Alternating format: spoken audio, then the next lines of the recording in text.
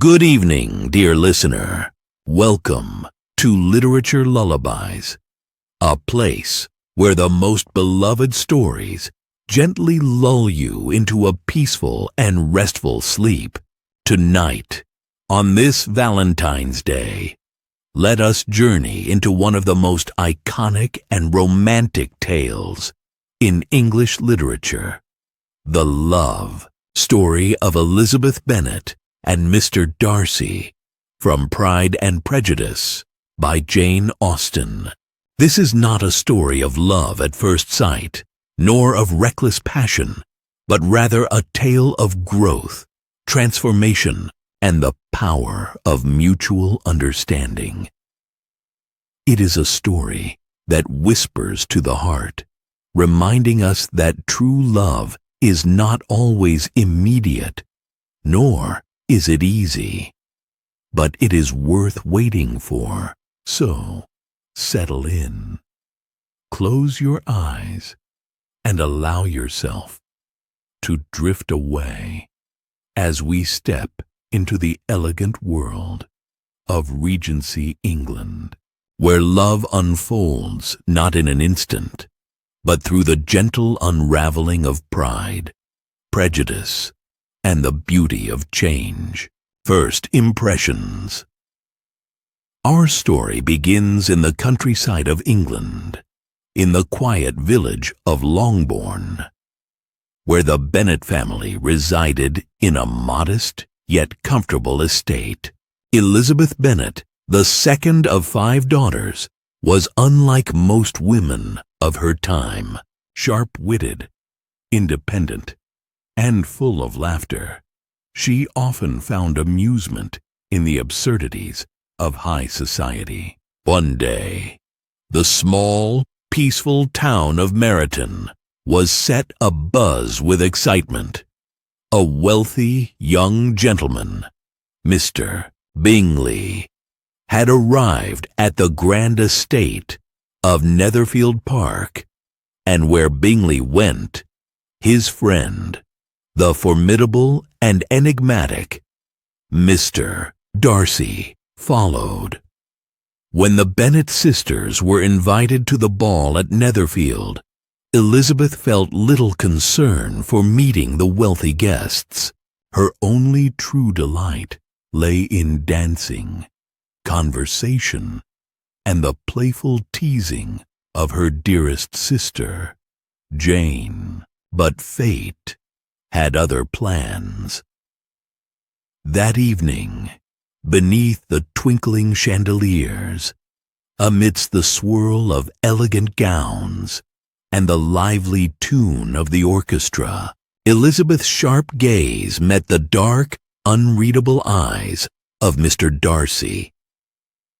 Unlike Bingley, who was charming and effortlessly kind, Darcy carried an air of superiority, his silence heavy, his manner reserved, and when Elizabeth overheard him saying, "She is tolerable, but not handsome enough to tempt me," her pride burned like fire. From that moment on, she found great amusement in teasing Mr. Darcy, always meeting his stiffness with wit, his aloofness with clever remarks. Little did she know, her laughter unsettled him in a way nothing else ever had. Love in disguise. Despite his pride, Darcy found himself drawn to Elizabeth, captivated by the brilliance of her mind and the light in her eyes.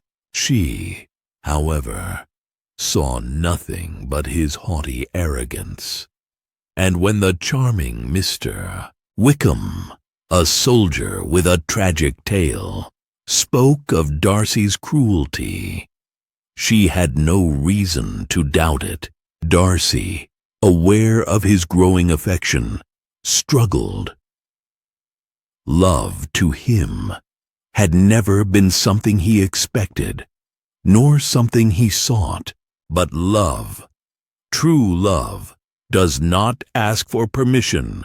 It seeps into the heart in stolen glances, in words left unspoken, in moments where silence says more than speech ever could. One evening, as Elizabeth wandered through the vast halls of Rosings Park, she was startled to find Darcy before her. And then, without preamble, without warning, he confessed his love. "You must allow me to tell you how ardently I admire and love you." But what should have been a moment of joy became a storm of anger and wounded pride. Elizabeth, believing him responsible for Wickham's misfortunes and her sister's heartbreak, rejected him outright.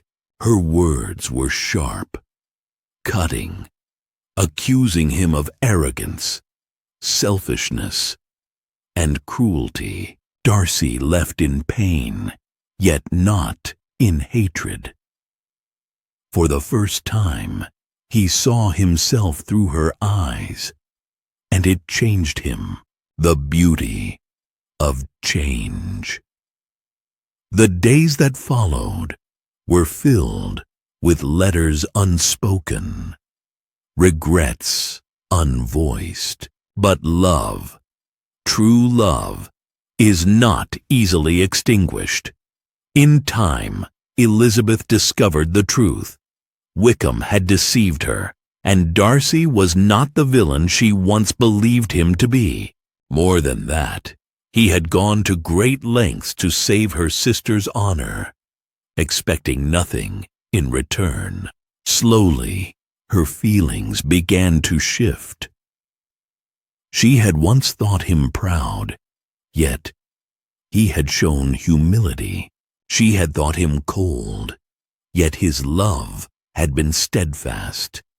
She had thought herself the wiser, yet it was she who had been blind. And so, when they met again at Pemberley, Darcy's grand estate, she was no longer the same woman who had once scorned him, nor was he the same man.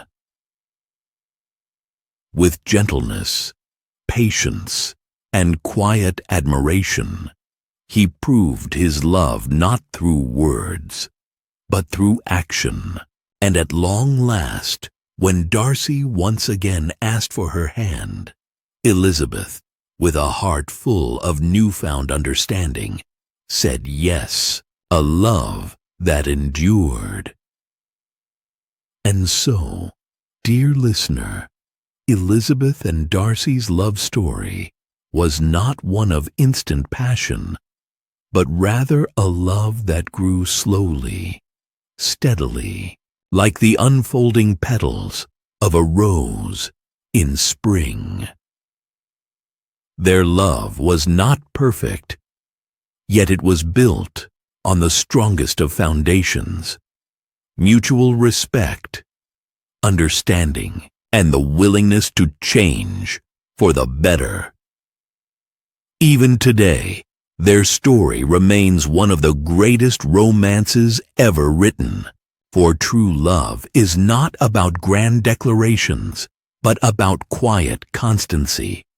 It is not about perfection, but about seeing and loving one another despite imperfections. It is not about falling, but about growing together. And now, dear listener, as you close your eyes and drift into dreams, let this story be a gentle reminder that love, the truest love, is not found in fairy tales, nor in fleeting passion. It is found in the quiet moments of understanding, in the patience to grow, and in the courage to love despite all obstacles. May your dreams tonight be filled with gentle romances, moonlit walks, and a love that stands the test of time. Good night, and may your heart always find its own Mr. Darcy. If you loved this bedtime story, don't forget to subscribe and turn on notifications.